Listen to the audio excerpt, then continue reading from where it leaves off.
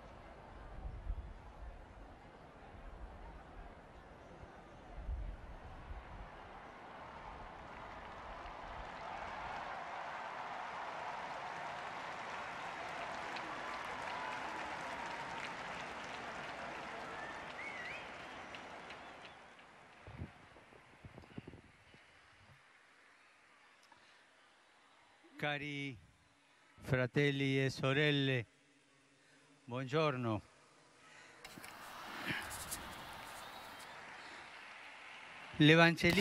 L'évangéliste Saint Jean nous présente à ce 4e dimanche du temps pascal l'image de Jésus, le bon pasteur.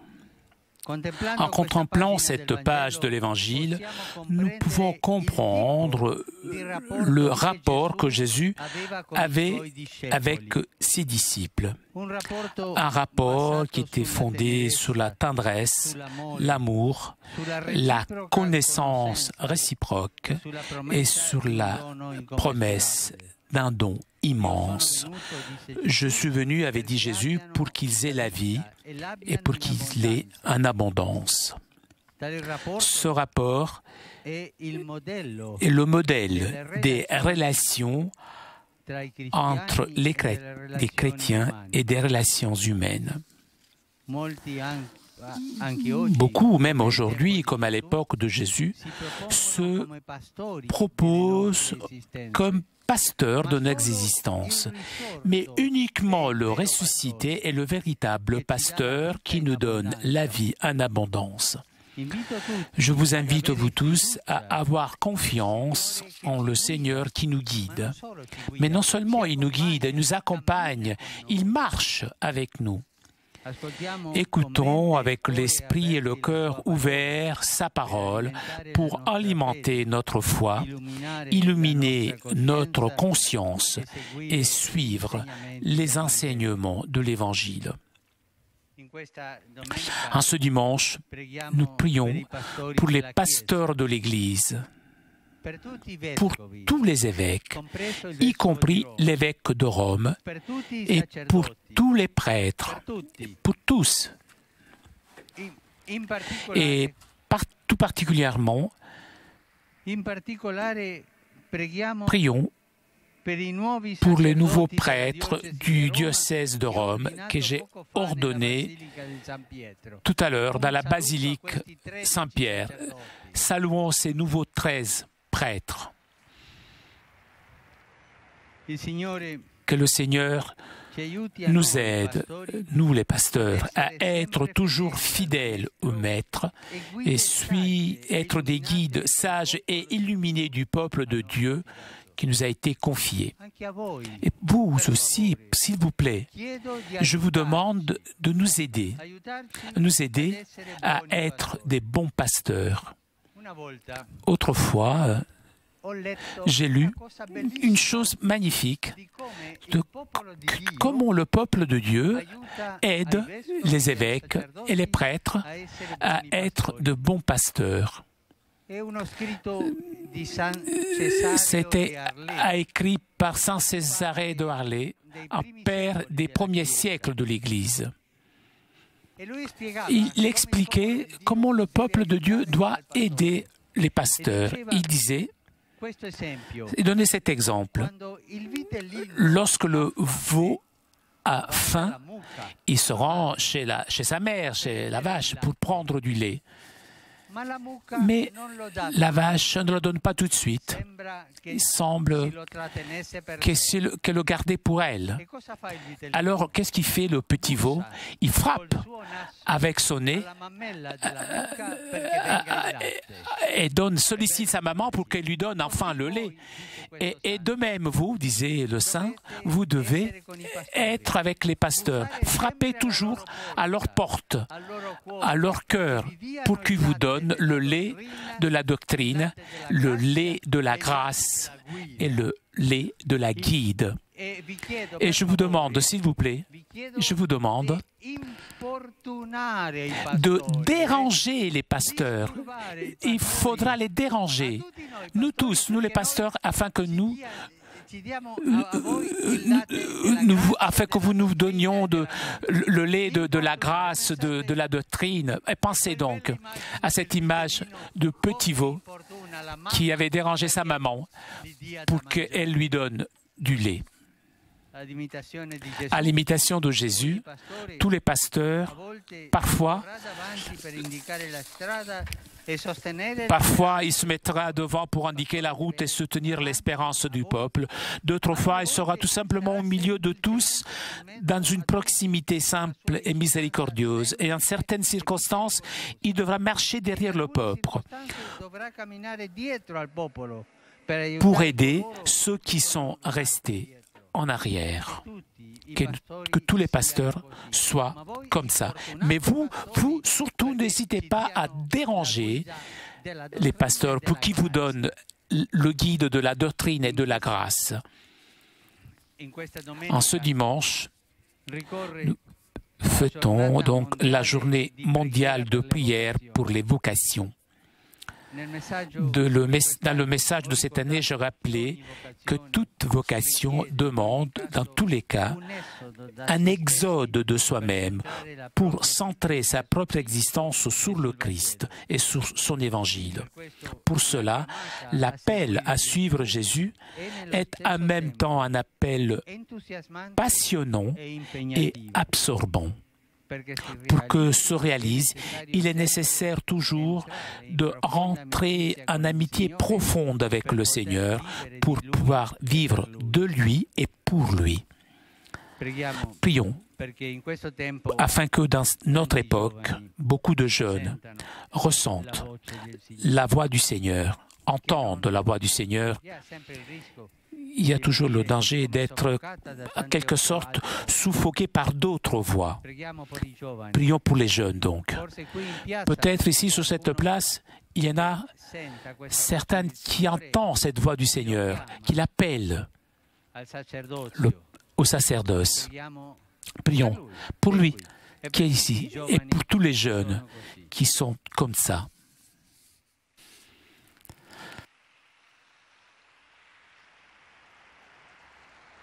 Regina Celi letare, alleluia.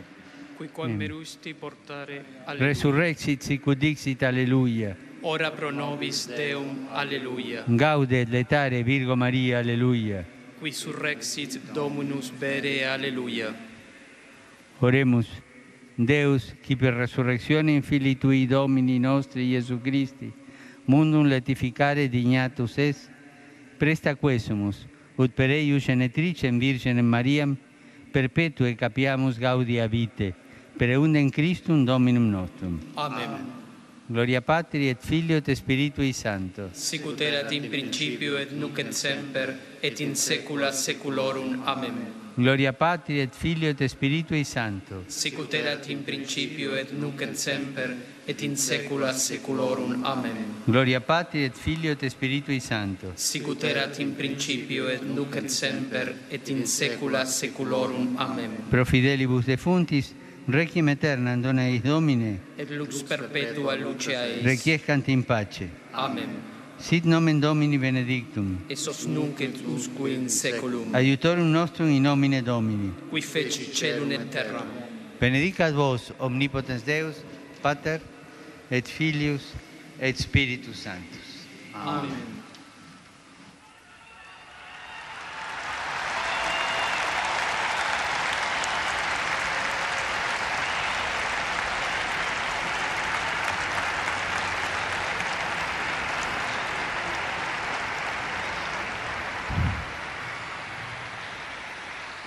Cari fratelli e sorelle, saluto tutti voi. Je vous salue vous tous, des familles, les groupes paroissiaux, les associations et les fidèles venus d'Italie et de tant d'autres pays, et tout particulièrement les fidèles du diocèse de Campo Grande et Dourados au Brésil,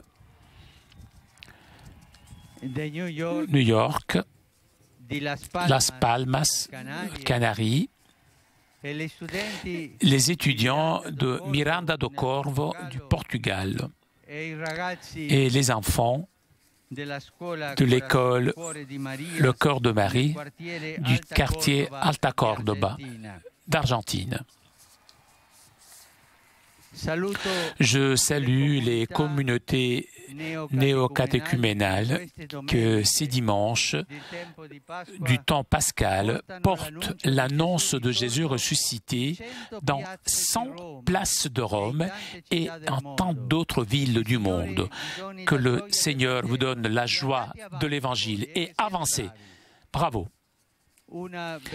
Une bénédiction spéciale pour les enfants et les adolescents qui ont reçu ou qui vont recevoir la première communion et la confirmation, et aussi pour les familles et les amis des nouveaux prêtres du diocèse de Rome que j'ai ordonné ce matin.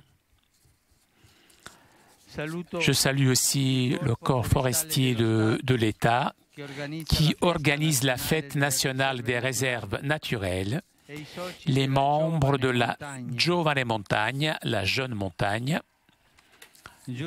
arrivés à Rome par la Via Francigena. Je salue aussi le network italien de soins et support en oncologie, encourageant leur engagement auprès des malades et de leurs familles. La protection civile de Vigio Clivio, les motocyclistes de Saint-Marin et de Zabruze. Et aujourd'hui, je vous invite à dédier un bon souvenir et une belle prière à toutes les mamans. Saluons toutes les mamans. Aujourd'hui, fête des mamans, fête des mères en Italie. Et nous les confions à la mère de Jésus. Et pour nos mamans, pour toutes les mamans. Prions. Ave o Maria, piena di grazia, il Signore è con te.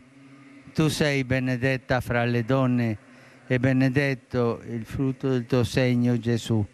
Santa Maria, Madre di Dio, prega per noi peccatori, adesso e nell'ora della nostra morte. Un grande saluto alle mamme. Allez, saluons les mamans.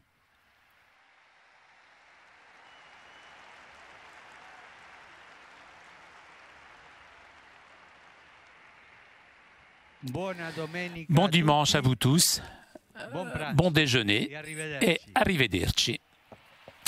Chers amis, nous arrivons à la conclusion de notre liaison avec Rome. Un grand merci à Laure qui était aujourd'hui à la technique. Merci à nos amis d'Immédiat ainsi que CTV pour ces images. Prochain rendez-vous avec le Saint-Père mercredi prochain pour l'audience générale autour de 10 h. Je vous souhaite moi aussi un bon pranzo et à très bientôt sur KTO.